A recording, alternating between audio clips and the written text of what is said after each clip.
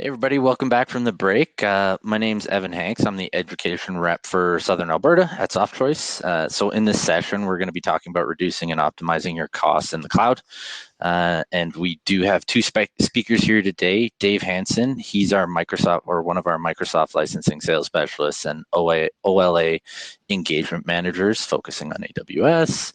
Skip Purdy is our solution lead for Skip is our solution lead for cloud infrastructure at Softchoice. So in this session, we're going to provide an overview of a program that we use to help organizations assess and optimize their current on-premise investment and their cloud environments. To do either or, and we'll provide some tips for migrating to the cloud. So I think over to you, Dave, first. Awesome. Hey, thanks, Evan. All of you, like Evan said, my name is Dave Hansen. I'm the product manager for the Optimization and Licensing Assessment, or OLA, program here at AWS. I am a former Microsoft licensing specialist. I worked for Microsoft for about 13 years and then one of their resellers for another 3. So been around licensing and optimization assessments for quite a while, and I'm actually pretty excited to talk with you today about this program, the Optimization and Licensing Assessment. So again, thanks for taking the time, for investing your time in this webinar, right? To explore the OLAs as a way to answer questions like, how do Windows workloads fit into a broader migration strategy? Another question you might be asking yourself is, how do I optimally use existing licensing entitlements to plan for a cloud future? My peers, we hear these questions from customers all the time. And a recent report out from Flexera, well, it reflects that, stating 56% of organizations report that an understanding of cost implications of software licenses is a challenge for software in the cloud. So if you've got these same types of questions, recognize that you're not alone. I talk with customers all the time as part of my role here. Not only do I handle the OLA program, but I'm also the Microsoft licensing subject matter expert for our public sector customers. And in speaking with our customers, frequently I hear a lot of these questions, and that's kind of what I wrote here on the slide, or many of these questions that I get asked, right? What do I have in my environment? Can I use my existing licenses? Can I move those existing licenses over to AWS? How do I move these workloads? And really, ultimately, it all comes down to, how does Microsoft licensing work on AWS? And so if any of these questions resonate with you, if you have asked yourself some of these same questions, recognize again that you're not alone. Many people are asking these same types of questions. So the takeaways that we want you to get out of this webinar today are threefold. Really, we want you to understand what are the common challenges that customers see with Windows workloads, how they're addressed by running an OLA, or Optimization and Licensing Assessment. I'll just refer to it as OLA going forward. And then be able to articulate why this is so important. Hopefully, by the time we're done today, you'll understand what the OLA is, the process, how it works, and then what you can get out of it. And then lastly, we're going to touch on how you can lead your organization to get started with an optimization and licensing assessment. Okay, so here's our agenda. This is what we want to talk about today. The content here is really just intended to help lay out or give you an understanding of what the most important considerations are when you're thinking about migrating to the cloud, regardless of your experience with Windows workloads, regardless of your experience with Windows licensing, or even AWS in general. So first, we're going to briefly discuss why and how organizations choose to run their Windows workloads on AWS. Before we move on to the unique licensing situations that you have to think about when you're taking your Windows workloads up into AWS. And then we're going to touch on why this topic is important and impactful to your organization's IT strategy. And then we'll introduce the OLA as a framework that kind of ties all of this together. The common Windows workloads that you want to deal with, the challenges that come with those migrations. And then lastly, we're going to close with a call to action to help you guide your organization through an OLA. Okay, so the first thing that we want to talk about are some of the common business problems that lead customers to run their Windows workloads on AWS. We have, hands down, the best global infrastructure for running Windows workloads that require high availability. We have 76 availability zones across 24 different regions, and that's one of the reasons why the next largest cloud provider I'm sorry, this is one of the reasons why the next largest cloud provider had 7 times more downtime hours than AWS in 2018. Also, as I mentioned earlier, lots of organizations, they wonder about the features, services, and tooling available to help support them once these workloads come to the cloud. These are fantastic opportunities for you to discuss internally with your AWS account team, with partners like Softchoice, and then look at the tools that AWS provides to you, such as AWS License Manager, so that you can create customized licensing rules and scenarios, set those those guide rails, right, to help ensure that you're compliant when you bring your own licenses. Or, for example, Amazon FSx for Windows File Server to simplify your Microsoft SQL Server high availability experience. When I'm talking to customers and I hear that Windows licensing and compliance sound daunting, I got to tell you, it's easy to work backwards from these common challenges to find AWS offerings that solve them, as we're going to see with the OLA. So to summarize the why Windows on AWS story, I put this quote up here from Red Cat. They say, if you're running Windows with other workloads or are thinking about future integrations with advanced analytics or machine learning, you'd be crazy not to consider AWS. This quote and many others that we hear from other customer references just hits the nail on the head, right? We have the ability and the options to handle what you're looking to do in the cloud. So now let's focus in a little bit on the nuances of Windows licensing on AWS. Recognizing, of course, that this isn't supposed to be a licensing deep dive. We don't expect you to be licensing experts. You've got partners and resources available to help you with that. But there are some things that you have to understand when you're considering moving your Windows workloads to the cloud. So keep in mind, right, that businesses license their Windows workloads in the cloud just as they're obligated to license them on premise. The same concepts apply. And there's a couple of terms that we need to define that are going to help you understand what you need to know in order to start bringing those workloads over. The first term is software assurance. Now, software assurance is a benefit that you purchase from Microsoft. It's not something that you can acquire from anybody else. So you get it from Microsoft, and it's often included as part of an enterprise agreement. For education customers, that enterprise agreement is often referred to as an EES, or an enrollment for education solutions. And this term, or this bucket of benefits, software assurance, really is just that. It's a bucket. It holds all sorts of different things inside it. And the primary one that we're focusing on today is license mobility. So what is license mobility when you consider bringing your workloads to the cloud? Well, license mobility is a Microsoft software assurance benefit that allows you to bring specific product licenses to shared cloud infrastructure, including default or shared tenant Amazon EC2. In order to take advantage of license mobility, you have to have active software assurance. There's a lot more that goes into it, but I just wanted to lay out that this is what Microsoft requires now to bring licenses to shared tenant EC2. If you want more information on it, we have a license mobility page on our AWS website that kind of goes into what this means and a little bit more of the details. You also need to be familiar with the different products and whether or not those products have license mobility. And the product terms that Microsoft puts out there on the web covers the software assurance benefits for each and every product and whether or not that product has license mobility. So you just got to make sure that you're referencing those product terms when you're considering moving your Windows workloads to the cloud. I might say for your personal edification, but really, who wants to deep dive into product licensing terms? If you have questions, just reach out to your Microsoft reseller. Reach out to us. There's an alias that we'll give you here at the end of the presentation that you can ask questions to with regards to Microsoft license on AWS. What's the takeaway from this, though?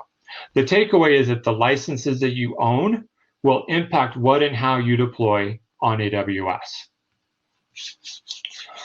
So why does this matter, right? Understanding the importance of matching licensing purchases to licensing needs requires an understanding of the relative price of licenses versus compute. As a former Microsoft licensing specialist and in conversations that I have with customers regularly today about licensing on AWS and the optimization and licensing assessment, we know that SQL Server is hands down one of the most expensive software licenses that your organization is going to buy. So let's take a look at some examples that shows the pricing of various instances on AWS. You can go validate pricing or get more recent pricing for for these examples from the Simple Monthly Calculator on the AWS website. These are just put up here as an example. Different instance sizes will have different prices, different regions, and so forth. But for this example, the pricing is taken for one C5X large taken out of the US East region. For you to acquire licenses from AWS for Windows Server and SQL Server Enterprise, you're going to pay $1,357 a month. For Windows Server and SQL Server Standard, the price drops to $610 per month. But for Windows Server only, meaning that you bring your own SQL Server with you, you're just going to pay $259 per month. So what you can see from the way that the pricing drops, right? Every SQL core license that you can bring over is going to have a major impact on the TCO for your migration. In fact, just the other day, I was talking to a customer who went through a SQL core optimization assessment, and they were able to, through compute and licensing optimizations, were able to reduce their core counts across 700 servers, find roughly $1 million in savings. And that leads me to the next takeaway, which is this. Licensing costs are a significant part of your cloud total cost of ownership. I want to touch quickly before I move on to the effects of AWS on Windows licensing. So just as how Windows licensing affects what you will do on AWS, your AWS strategy will affect how you license your Windows products moving forward as well. There's some specific implications that you need to understand. Now, what this means is that the enterprise agreement that your organization has will dictate your licensing strategy in the short term. How you've purchased them, how many you've purchased, when you've purchased them, right, are all going to drive what you do with those licenses today, okay? But recognizing that by reducing your licensing requirements, either by downgrading the edition, say from SQL Server Enterprise to Standard, or by reducing the number of cores that the workload requires through an optimization assessment, is going to save you and your organization money during your next renewal cycle. Regardless of when that renewal cycle is, it will save you money versus buying all new licenses from AWS.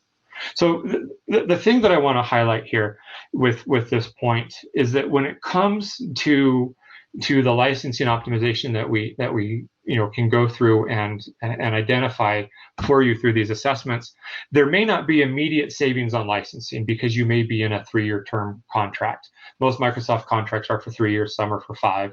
But say you just signed it, right? And you've got 3 years to go. You identify these savings and you move these workloads to the cloud.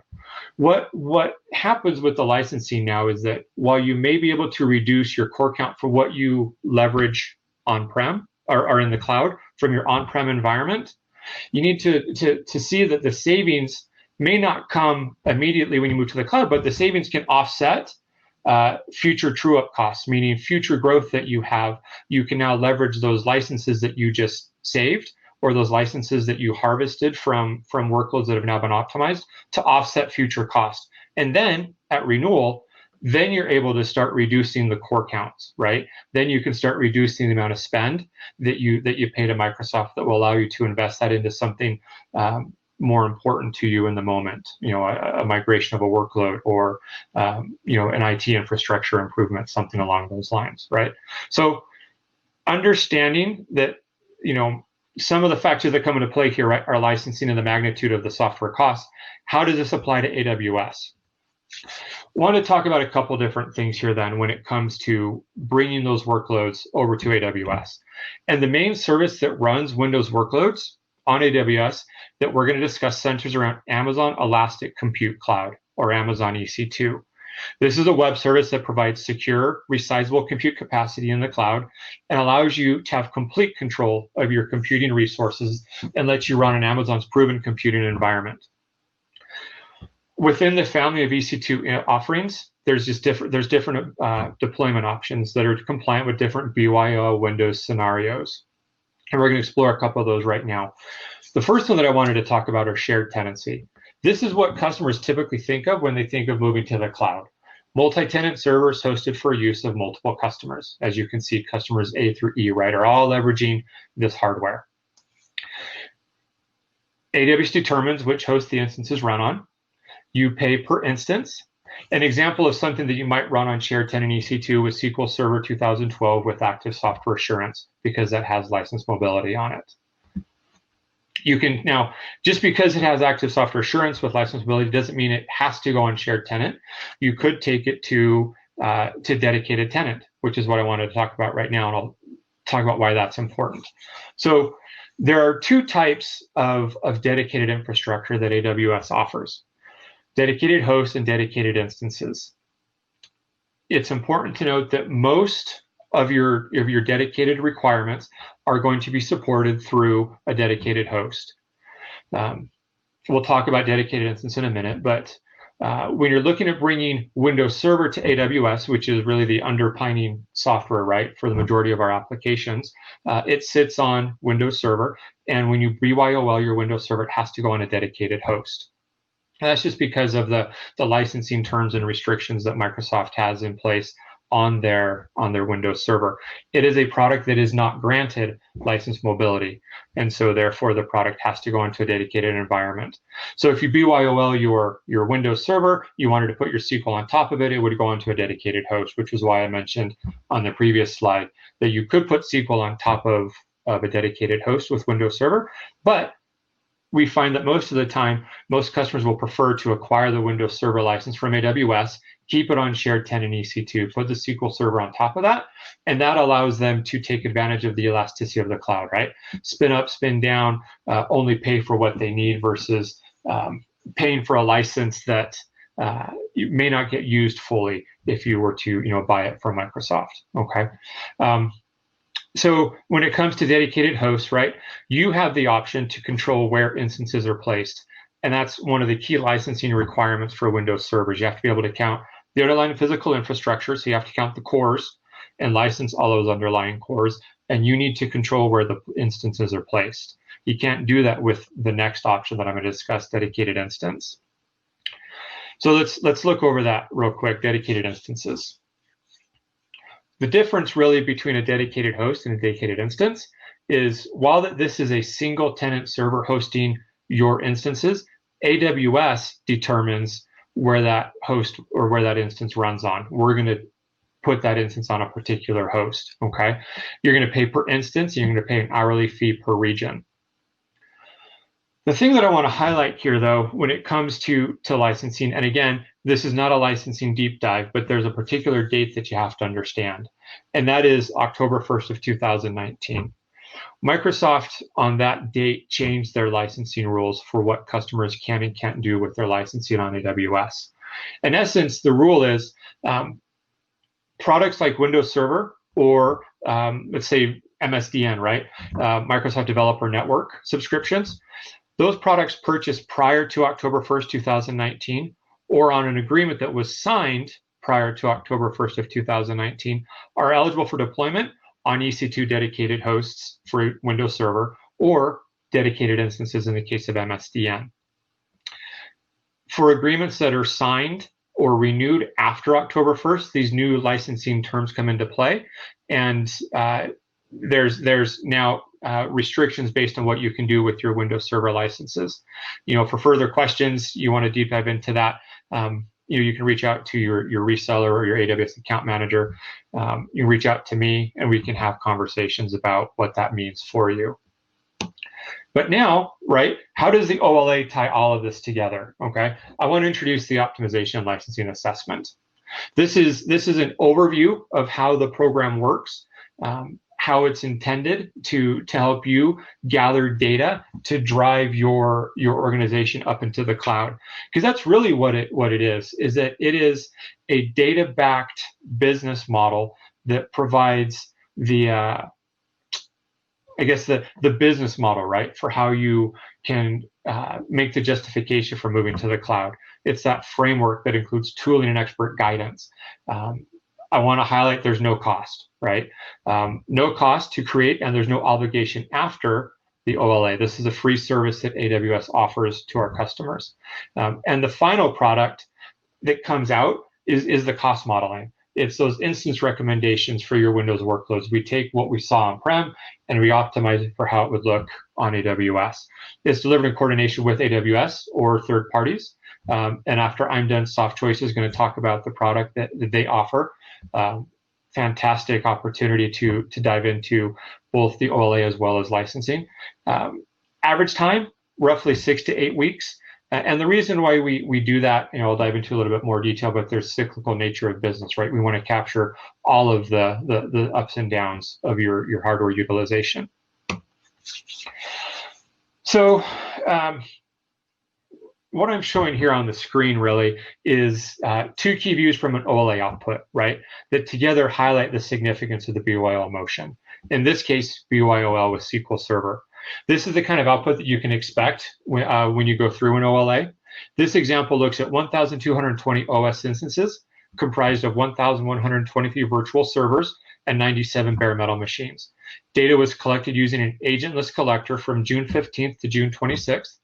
And this first slide models out the cost scenario where the customer does not BYOL anything, okay? You can see that they're up to $2.9 million annually, acquiring all the compute licensing and everything from AWS. The second option shows the same customer scenario using the same underlying data to model out how a BYOL with SQL Server impacts that reduction. Now, for those of you that are especially keen observers, you're going to notice that the core count required was reduced by 80 cores. We'll get to why this is the case in a bit, but know that the first part of the OLA output is a summarized core count requirement to run these workloads. The second part is that comprehensive list of instance recommendations in which AWS will power the cost model summary seen in these particular slides. So this is where you see that the instances and cost breakdowns depending upon whether you choose to model all on demand, upfront commitment options like reserved instances, and so forth. Instance recommendations and core count requirements, hands down, they're the foundational component of the OLA assessment. So let's talk about now how we get there, okay? So how does the OLA work? Comprised of 3 steps, right? We want to collect, we want to analyze, and then we need to plan. Names are pretty self-explanatory, as are the descriptions underneath, but collecting data gives you the baseline to make the recommendations from. The data analysis portion is where the tooling makes the automated recommendations so that you know what you're going to deploy on AWS. And then lastly, in the planning phase, we take this information to help you plan for your next steps to migration. All right, so looking at collect, right? Regardless of whether you have 100 servers or 10,000 servers, you can now hopefully understand why you want a complete inventory of your hardware and software usage when you're considering a migration. And that's because this inventory data is going to shape where these workloads live in AWS. So using your choice of first-party or third-party tooling, you can automatically discover everything in your environment. The different tools collect data using different methods and across different protocols. But from a collection perspective, the main takeaway is that they're both agent-based and agentless approaches that get the data you need for an OLA. Like I mentioned a slide or two ago, ideally we want to capture data over a 4-week period just to capture the up and down cyclical nature of your business. Education customers, right? You're going to ramp up very heavily during student enrollment, right? And then spin down some of those servers because now you don't need all that compute power. Well, that's the type of stuff that we want to capture because missing it might not show a full representation of how you're utilizing all your hardware, all right? But say, hey, Dave, I have a problem allowing a tool into my environment, and that's okay. If you're unable to or unwilling to provide access to your on-premise data center, we have the ability to ingest a flat file static data set that you'll provide to us, including the utilization data for your workloads. So we can help where we're unable to provide that licensing or not licensing, but the data analysis through a tool, captured data. What I'm showing here, though, is just this is just some of the sample data that will help you understand what powers those calculations, as well as the granularity of the data needed should you go that flat file route instead of allowing the tool to collect the data. Okay, so how does the OLA work now from an analyze perspective? Because right now we're jumping into that O portion of the OLA, or optimize, okay? I want you to think about this, all right? Imagine that you are wanting to gather data to start moving your workloads up to the cloud, absent any tooling or data about how those workloads are running, right? You might take a look at your on-premise specifications, your core counts and your memory and your storage and how all of that is put together. And then you're going to look for an instance that matches that same type of instance in the cloud. That's a very valuable, very common, I guess, way to do this, right? Just lift and shift. I have X. I'm going to find the equivalent to X in the cloud. Okay. The problem, though, is that through an OLA, what we help identify by using the tooling, right, is that we create those right-sized instance recommendations.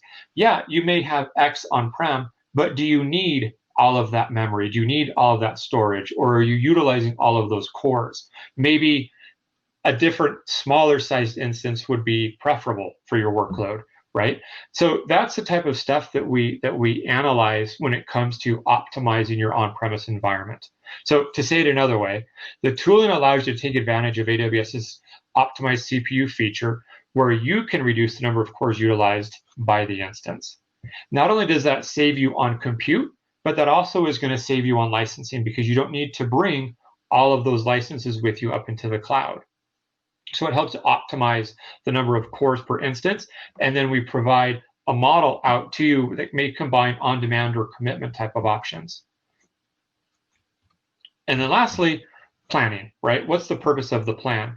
The whole point here, the whole premise behind plan is to give you the steps that are going to drive an action for your organization, right? A list of recommended instances that takes what you had on-prem to what you're going to move to the cloud. Okay, so depending upon the needs of your organization, this is where you can take your cost models and then present this to your executive team, or even start planning your migration to build out your move groups and start a POC.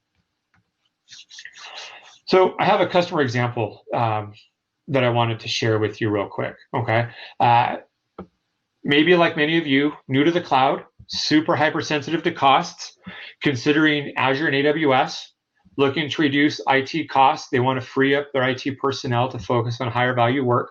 These are all things that may resonate with you, things that you're considering, okay? This particular customer came to AWS, leveraged us for an OLA, started the conversation to prove the value of AWS products and services. They started with an initial lift and shift of $2.5 million, take their on-prem and just move everything to the cloud. The OLA right-sized those instances down based on actual resource consumption or utilization data, getting that cost model down now to under $1 million. And then when we looked at leveraging their licenses for Windows Server on dedicated hosts, we brought that three-year commitment down to just $540,000. And included in this was SQL core reduction from 500 licenses down to just 372. Now, I recognize that your environment is going to be different. Your optimization outcomes are going to be different. But we see examples like this frequently. And in fact, we're finding on average, we're able to help customers save roughly 36%, again, on average, over their infrastructure costs on-prem when they follow our right-size recommendations up to the cloud. So what's next, right? Well, start compiling your existing environmental data for your Windows workloads. Understanding that granularity of data will make it easier for you to determine whether additional data collection is needed to help drive the best migration outcome. Reach out to us, reach out to Softchoice. Start discussing how an OLA could help you in your environment. There's an alias right there that you can reach out to. We're happy to reach out and work with you to help you understand what your migration journey might look like. So hopefully through this presentation, you've been able to see how Windows workloads will have an impact on your migration to the cloud, and then how the OLA can tie all of the challenges that you may face with a migration together by providing that optimized output and data-backed insight into the choices that you want to make for making a move to the cloud. And that's it for the OLA overview. Turn it over to you, Skip.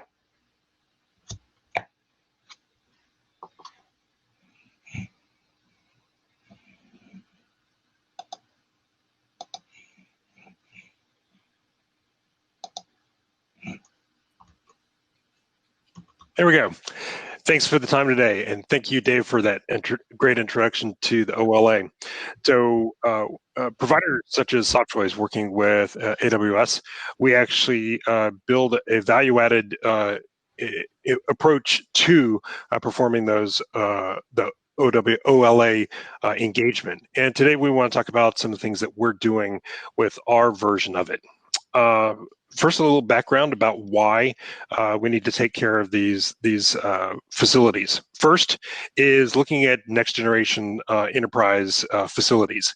This is really an important aspect to consider. It may not be something that you're considering today, but it is something that we see in a lot of organizations that they need to take the next step in organizing their enterprise IT organization.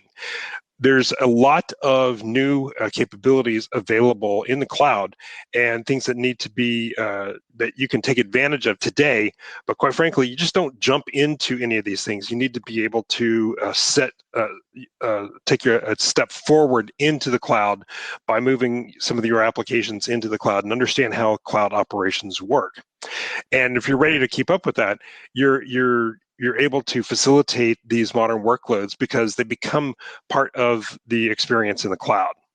But before we even get to that point, one of the things we see is there's a lot of things that hold back IT organizations. That leap can be very daunting, especially if you've got a hard time keeping up with your existing IT systems and the licensing agreements that you have in place. For starters, enterprise licensing can be confusing, and businesses do struggle to keep track of what workloads they're using and whether or not they're making the best use of them. Some organizations are simply drowning in technical debt and legacy applications, meaning that their IT teams are too busy just keeping things functioning, even to consider any type of innovation. And they're also financially tied up. The maintaining legacy systems takes up, on average, 60 to 80% of IT budgets. So faced with legacy applications, licensing confusion, and rising technical debt, it's no wonder that some businesses find it hard to focus on driving innovation. But you're in good company because 90% of businesses and organizations are held back in terms of growth and enhanced efficiency due to old technology. And 73% of IT leaders predict that their organization will lose revenue if they don't complete their digital transformation projects in the next 12 months. So what you do now has implications for the long-term sustainability of your organization. So what needs to change? Well, fundamentally, you got to divest from your legacy IT, invest in differentiation, and look beyond simple cost efficiencies. Okay, so first is getting out of the business of maintaining information technology that's difficult and expensive to manage and really doesn't differentiate your experience. Okay, next is investing in technology that does differentiate your organization with a focus on continuous improvements to the faculty and student experiences that you want to enjoy. And then you got to look past cost efficiencies and you tap into the cloud for more than simple infrastructure monetization and cost efficiencies using advanced capabilities to build out new business models. So cloud technology is the first step in that race to digital innovation. The time's come to embrace the cloud. And we want to talk about how you can potentially save some money in the cloud by your investments in AWS. So how do we do that? Well, first let's take a look at some of the basics behind cost management out there. First is running your business operation in a virtualized on-premises data center involves a significant upfront investment as well as ongoing variable costs. Okay, you have to make capital-intensive investments up front to obtain infrastructure, hardware, network, and software in order to get started. But on top of this, you've got ongoing expenses and overheads such as licensing, monitoring and management, data center and co-location, and ongoing network expenses. Okay, so choosing to migrate to AWS could actually help you reduce or eliminate a large chunk of those existing costs, meaning that you make significant cost savings that can be directed to other business priorities, such as innovation. But if you want to take things a step further, migrating to the cloud also sets you up for future modernization and further cost savings that you could by opting for more open source applications. Now, with a forecast-driven model, network capacity is heavily dependent on accurate modeling and forecasting of your future workloads. Okay, and this is typical for a lot of applications that we see deployed in the cloud. Now, if you try and make your savings by under provisioning, then your capacity is going to fall short, and you're not going to be able to meet the expectations of how those applications function, while you're going about purchasing additional capacity. So to avoid this, a lot of businesses try and go too high. Okay, they'll overbuy upfront, and they provision for peak loads. And in doing so, they basically waste money on capacity that's never used, or ill used, if you will. Right? So AWS demand-driven model enables your organization to reduce or eliminate excess capacity and associated costs with an agile cost base that can adapt to the changing needs of your organization. AWS allows you to scale your capacity dynamically with your actual workload, so you only pay for what you use. You can also take advantage of cost optimization features that are built into the cloud. So things like optimized CPU can help you reduce the number of SQL Server licenses needed for your workloads. AWS provides a unique pricing model that helps effectively manage costs while maintaining the optimal performance capacity that Windows applications need.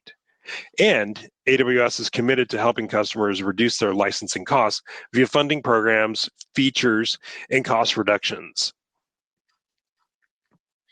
So our version of the OLA is called Enterprise Licensing Optimization Assessment. Okay, it's essentially taking the core of the requirements for the OLA, and we add some additional components on top of that. Right, and the way this works is we kick off the cloud migration journey with a fully funded Enterprise Licensing Optimization Assessment. It requires 4 to 6 weeks of discovery and data collection. Okay, and the reason it takes that long is we want to analyze your applications for a typical business period. Okay, so that means at least a month. Okay, because within your organization you're going to have cyclical patterns, and we need to be able to recognize what those patterns are. Okay, the longer we can analyze those patterns, the more efficient the optimization results and recommendations will be. Okay, the first phase is all about discovery. It's through an initial session that we work with our assessment consultants who uncover key business objectives. Then we work with you to deploy an agentless tool set into the environment, ensuring we're able to capture nominal business utilization metrics. Meanwhile, a separate team of licensing advisors work with you in order to collect a Microsoft licensing report that can be used to objectively review and rationalize the core Microsoft infrastructure, specifically Windows Server and SQL Server licensing entitlements.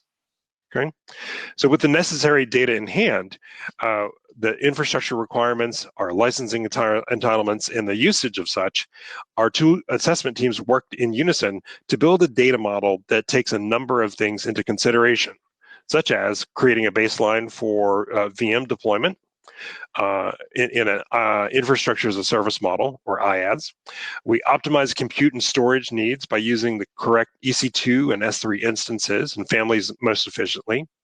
And then we layer in the critical Microsoft licensing implications of licensing mobility rights. And that's a benefit you get from software assurance in your Microsoft agreements. And this basically enables the bring your own licensing model, or BYOL model.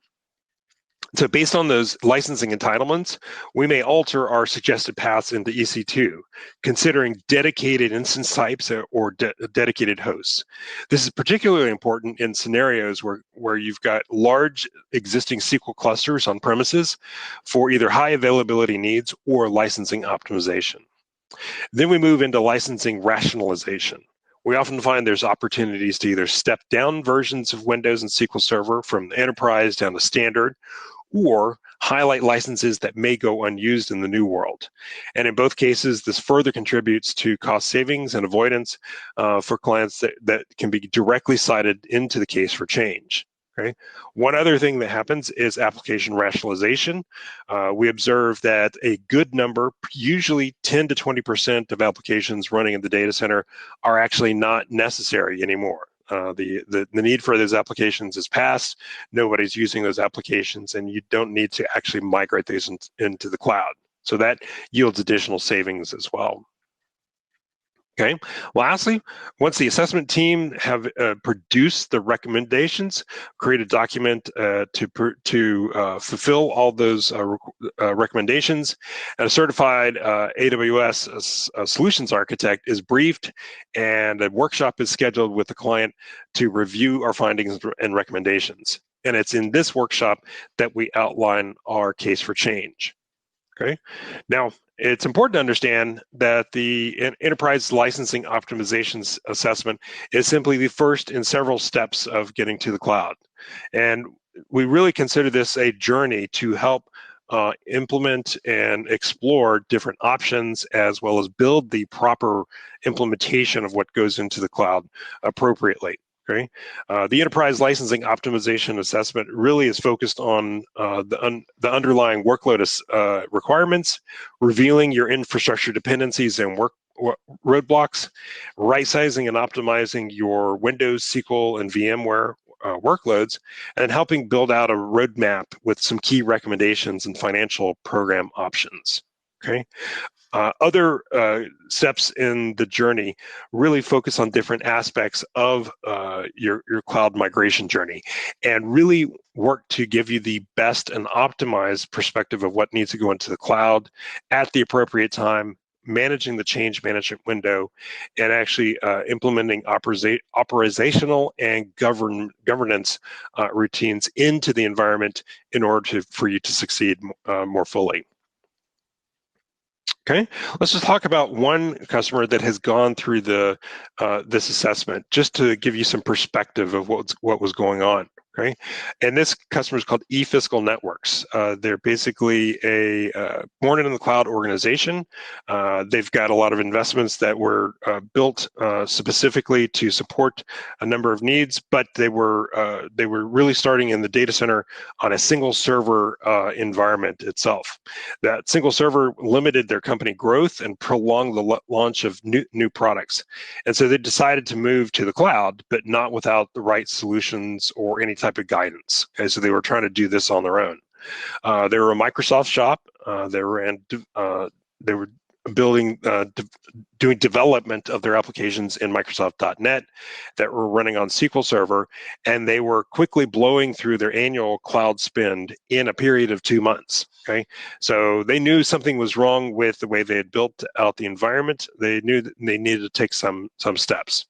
So Softchoice delivered the expertise that eFiscal required to ensure the success of their cloud migration.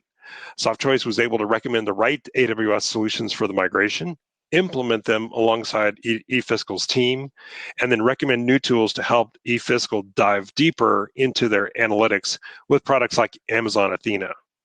Athena is an interactive query service that makes it easy to analyze data in Amazon S3 using standard SQL. So that helps them to enhance the accuracy of eFiscal's search algorithms to further improve the speed and quality of their financial services products. So the impact of layering on managed services, eFiscal was able to decrease their cloud spend by 55% and utilize multiple AWS products to help them achieve the perfect cloud solution to fit their business needs. Okay, they were delighted with the results. Okay, if it was possible to have a seamless cloud to cloud migration, then we had it. Our downtime was absolutely zero. We had zero loss of service, and we migrated 5 different applications and 15 different databases.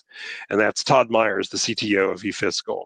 So Softchoice really helps enable a seamless migration every time to the cloud. Okay, so just a perspective of that. With Softchoice as your partner for AWS cloud migration, you gain the insight and understanding the best approach for your organization, and you'll be supported throughout your cloud journey by a partner with the tools and expertise to help you achieve your goals and be prepared for the future of innovation. So what's next? Okay?